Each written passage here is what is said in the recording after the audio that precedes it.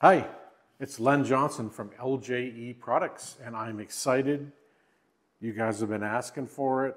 Oxygen helmet, and now we have the Blizzard Buster for the oxygen helmet. That's right, you've been asking for it for about 4 years. We finally got it ready. This is a prototype right here, but the product will be ready by mid-October and will be for sale on our website. So excited to have that available for the oxygen helmet. As you know, it does have a module, and the new light is basically going to go right over the existing module. And it's a peel and stick set up like our previous lights were.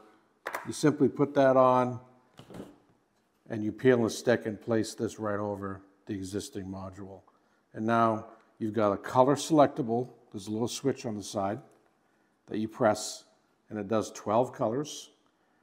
And that way you can tell who's who in a group, just like our original Blizzard Buster. We'll see you on the trails.